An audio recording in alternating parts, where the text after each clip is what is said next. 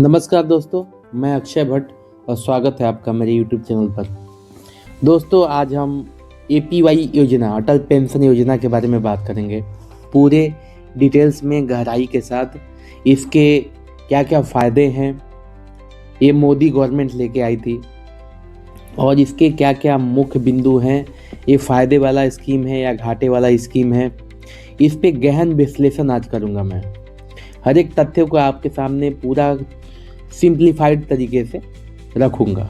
सबसे पहले जान लेते हैं कि है क्या। तो ये भारत सरकार का एक स्कीम है, ठीक है। लॉन्च हुआ था 1 जून 2015 में। इसके थ्रू क्या है कि एक मिनिमम कंट्रीब्यूशन जो है आपसे गवर्नमेंट लेगी। मिनिमम कंट्रीब्यूशन कितना है इसका? 42 रुपीज़, और मैक्सिमम है 1454 रुपीज़ मैक्सिमम कंट्रीब्यूशन है, ठीक है। इसमें क्या करेगा गवर्नमेंट कि 5 स्लैब्स में आपका पेंशन निर्धारित किया है, 1000 से लेकर के 5000 तक। जब आप 60 साल की उम्र के हो जाएंगे तो आपको ये पेंशन के रूप में मिलेगा जो आपने सेलेक्ट किया है। सपोज आपने 1000 रुपये सेलेक्ट किया है और आप 18 साल के हैं तो आपको 42 रुपये पर महीने का प्रीमियम लगेगा। अगर आपने 5000 रुपये सेलेक्ट किया है और 40 साल की उम्र के हैं तो 1454 रुपये आपका प्रीमियम लगेगा। तो एक सीन है, 60 साल तक आपको ये जो है देना पड़ेगा एज ए कंट्रीब्यूशन। जब आप 60 साल तक ये कंट्रीब्यूशन दे देंगे, मान लीजिए अभी आपका एज 18 साल है, तो अभी आपको जो है 42 साल कंट्रीब्यूशन देना पड़ेगा। अब 42 साल कंट्रीब्यूशन देने के बाद जब आपका 60 साल पूरा का पूरा हो जाता है तो ये कंट्रीब्यूशन देना आप बंद कर दोगे, बंद हो जाएगा आपका।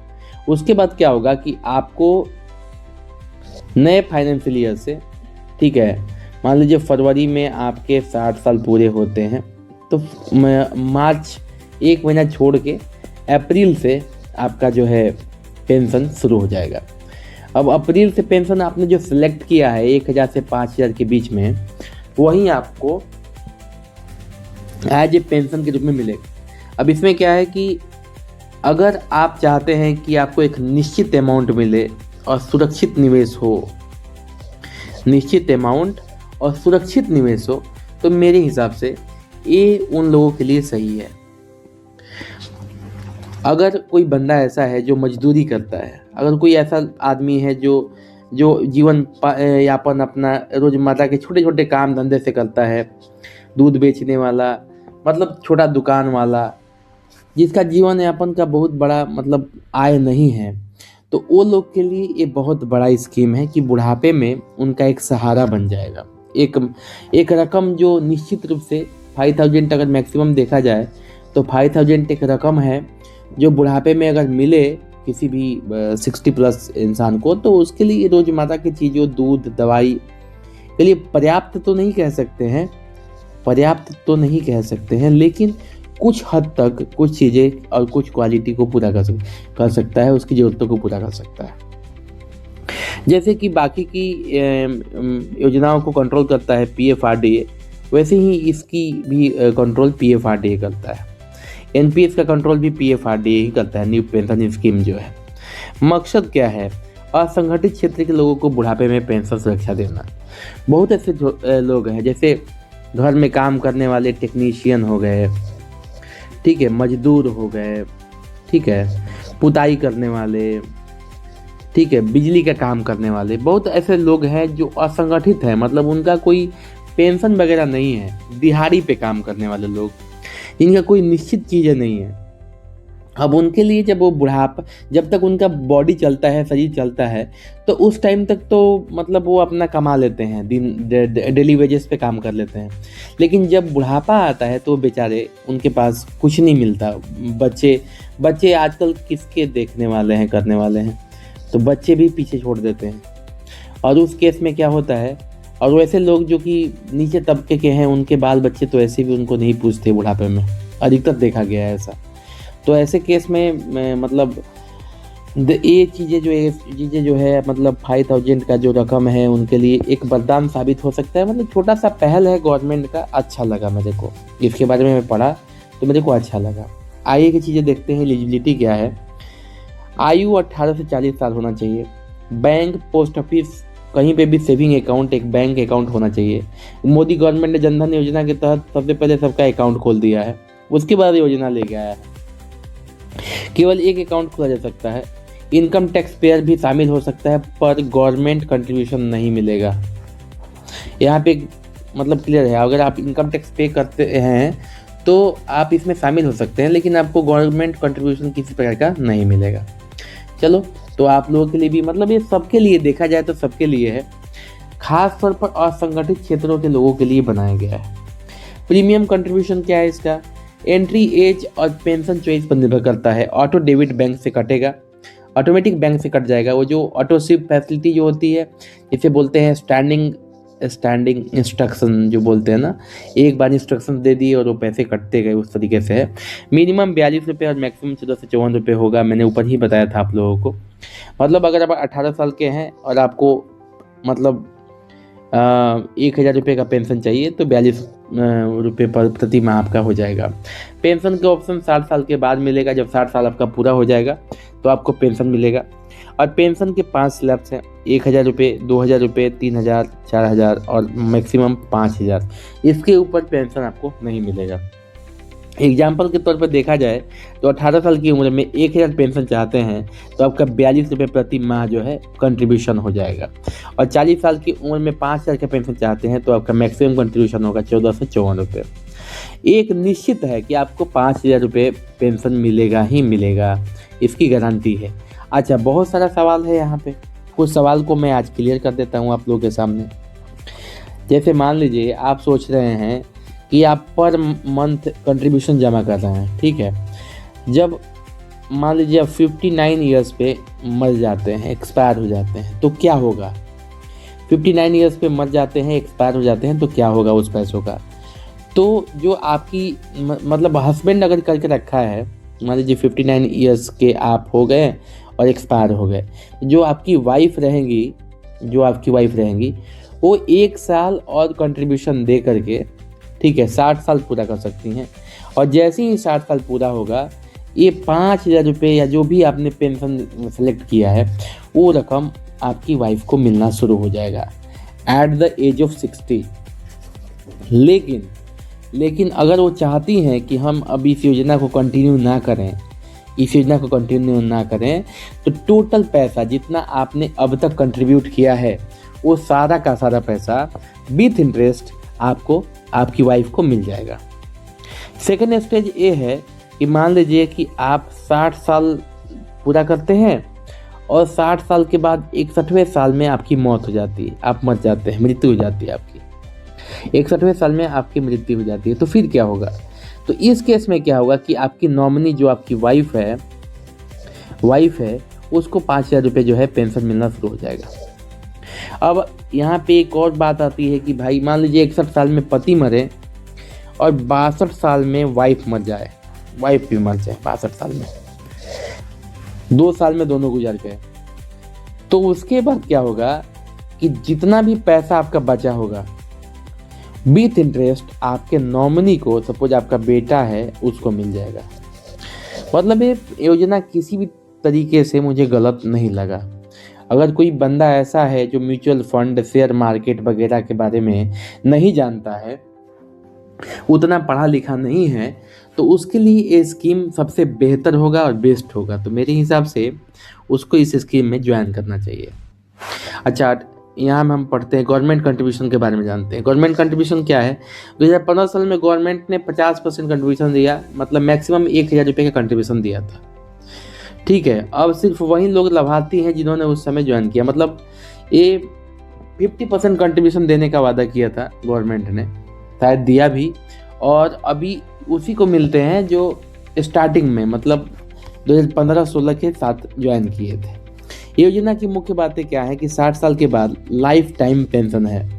मान लीजिए आप 60 साल के बाद, अब अगर देखा जाए तो देखिए, अगर आपकी उम्र 31 साल है, मैं अपने हिसाब से अगर देखूं, अगर आपकी उम्र 31 साल है, 31 ईयर्स है, ठीक है, तो अगर कैलकुलेट किया जाए तो 630 रुपया जो है आपका, ये आपका कंट्रीब्यूशन हो जाएगा। मंथली कंट्रीब्यूशन कितना हो जाएगा, 630 रुपया। अगर आप 5,000 रुपये का पेंशन चाहते हैं तो अब इस केस में क्या है बाबू कि 630 रुपया तो साल का कितना हुआ, तो 630 को 12 से गुना कर देंगे तो करीबन हमारा 7,560 रुपये के करीब करीब आएगा। ये साल का है। तो अभी देखिए 31 साल उम्र है तो कितना बचा, 29 साल और इसको प्रीमियम देना है तो 29 से गुना कर देते हैं तो ये करीब करीब आएगा 2,19,240 रुपया। अच्छा, 2,19,240 रुपया है, ठीक है। अगर ये पैसा आप सपोज आप तो मान लीजिए 60 साल उम्र पे आपको मिलना शुरू होगा और 20 साल जी जाते हैं, आप 20 साल जी जाते हैं तो 20 गुने 5,000 गुने 12 कर लीजिए।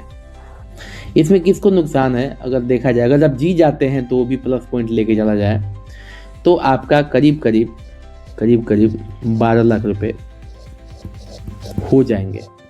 मतलब जी गए तो, और नहीं भी जिए, अगर आप नहीं भी जीते हैं तो उस केस में भी आपको 5 से 6 लाख रुपए तो आराम से मिल जाएगा आपकी कंट्रीब्यूशन के हिसाब से। मैं ऐसे ही एक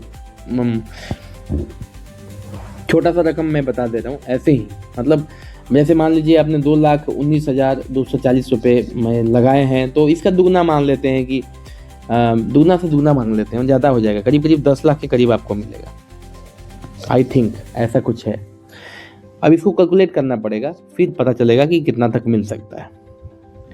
तो ये स्कीम मेरे हिसाब से सही है, आपको इसमें जुड़ना चाहिए। अगर नहीं जुड़े हैं तो जुड़ना चाहिए, और इससे कोई खास फर्क पड़ता नहीं। मत मान लीजिए कि आप 31 साल की उम्र के भी हैं तो 630 रुपये आई थिंक आपके लिए कुछ खास नहीं पड़ता है। आजकल तो मोबाइल का रिचार्ज लोग कर लेते हैं 400-500 रुपये का, तो इससे कोई खास फर्क नहीं पड़ने वाला। ये स्कीम बहुत ही अच्छा है, मोदी गवर्नमेंट लेके आई, तो आप लोग इससे जुड़ें मेरे हिसाब से। खासकर जो असंगठित क्षेत्र में हैं और मेरे वीडियो देख रहे हैं वो लोग इसमें तो पक्का जुड़ें। प्राइवेट जॉब वाले जिनमें ईपीएफओ जो है ईएसआई वगैरह नहीं मिलता है, या फिर वो जो खेती करते हैं, किसान आदमी हैं, कारोबारी हैं, छोटे मोटे दुकान वगैरह चलाते हैं, सब्जी बेचने वाले हैं, वो सब लोगों को ये तो पक्का कर लेना चाहिए। बुढ़ापे में पैसे की बहुत ज़रूरत होती है और उस समय कौन आपको देगा कि नहीं देगा, जब शरीर थक जाता है तो कोई करने वाला देने वाला नहीं होता है। तो ये गवर्नमेंट का स्कीम बढ़िया है, इसमें आप लोग जुड़ो। अब देखिए क्या है योजना की मुख्य बात है, 60 साल के बाद लाइफ टाइम पेंशन मिलेगा, पूरा पेंशन मिलेगा जब तक आप जिएंगे। डेथ के बाद स्पाउस को पेंशन मिलेगा, अगर आप मर जाते हैं तो आपकी वाइफ को पेंशन मिलेगा मेरे भाई। स्पाउस की डेथ के बाद नॉमिनी को कॉर्पस अमाउंट मिलेगा, जो भी लमसम अमाउंट बोलते हैं, जो भी बचा खुचा पैसा होगा लमसम अमाउंट करके उसके इंटरेस्ट के साथ दे दिया जाएगा। 60 साल से पहले एग्जिट करने पर सिर्फ जमा राशि प्लस सेविंग इंटरेस्ट मिलेगा। मतलब सेविंग अकाउंट पर भी कितना परसेंट का इंटरेस्ट है, 2.5% का इंटरेस्ट है ना, जितना पैसा जमा किए हैं और प्लस में 2.5% का इंटरेस्ट जो कि सेविंग अकाउंट में पैसा रखता है आदमी तो मिलता है। तो वो दोनों मिला के आपको पैसा मिल जाएंगे अगर मान लीजिए आप 59 साल की उम्र में उस पैसे को वापस ले लेते हैं। ठीक है, टैक्स बेनिफिट भी है, अगर आगे जाके आपके टैक्स कटने लगते हैं तो 80cc1B एक सेक्शन है, इसके थ्रू 50,000 तक एक्स्ट्रा टैक्स डिडक्शन मिलेगा आपको एनपीएस की तरह। मतलब 50,000 तक आपका डिडक्शन मिल जाएगा, मतलब टैक्स रिलीफ भी मिल जाएगा आपको यहाँ पे। तो मेरे हिसाब से बेस्ट है। आगे देख फायदे में मैंने कुछ चीज़ें गिना के रखे हैं इसमें। बुढ़ापे में आर्थिक सुरक्षा है, एक निश्चित अमाउंट आपको बुढ़ापे में मिल जाएगा, भले आप कुछ किए या ना किए। परिवार को भी लाभ है, मान लीजिए आपके जो वाइफ हैं, आप अपने बारे में नहीं सोचते हैं, अपनी बीवी के बारे में सोचते हैं, तो वाइफ के लिए बहुत बढ़िया है कि मान लीजिए आप एक्सपायर हो जाते हैं तो कम से कम 5,000 रुपये भी बेचारी को मिलेगा, तो अकेले अपना जीवन यापन कर लेगी। और उसके बाद उसके नॉमिनी को भी पैसे मिलेंगे, तो ये बहुत बढ़िया है। सरकार द्वारा गारंटीड पेंशन है, मतलब इसमें कोई डाउट नहीं है कि पैसा नहीं मिलेगा। टैक्स सेविंग भी है। नुकसान ये है भाई कि 60 साल से पहले कोई पेंशन नहीं मिल सकता है, और अर्ली एग्जिस्ट करने पर गवर्नमेंट कंट्रीब्यूशन में ब्याज मिलेगा, सिर्फ और सिर्फ ब्याज मिलेगा। मतलब 2.5% का जो अभी सेविंग अकाउंट पे जो इंटरेस्ट मिलता है सिर्फ और सिर्फ यही मिलेगा। तो मैं जो भी भाई लोग हमारे मजदूर हैं, सब्जी बेचने वाले हैं, छोटे मोटे बिजनेस करने वाले हैं और असंगठित क्षेत्र में मजदूरी करने वाले, राजमिस्त्री का काम करने वाले, टेक्नीशियन हैं, जो भी, ये चाहे उसका उम्र 18 साल हो, ये ना सोचे कि हम मतलब बुढ़ापा आएगा तो करेंगे, बिल्कुल नहीं। आपको अभी से करना चाहिए, तो आपको जो कंट्रीब्यूशन होगा बहुत ही मिनिमम कंट्रीब्यूशन जाएगा इस केस में, और 5000 के लिए कर लीजिए आप, सबसे बढ़िया है। और ये आपका निश्चित रूप से मतलब पक्का गवर्नमेंट की गारंटी है कि आपको 5000 का जो भी आप सेलेक्ट करेंगे वो आपको पेंशन के रूप में दे देगा। तो मैं ऐसे ही नए नए वीडियोस लेके आता रहूँगा, आपके लिए अवेयरनेस लाता रहूँगा, कोई नई नई जानकारी लेके आता रहूँगा। तो मेरे साथ बने रहिए। बहुत बहुत धन्यवाद आपका, आपने पूरा का पूरा वीडियो देखा। Thank you. जय हिंद, जय भारत।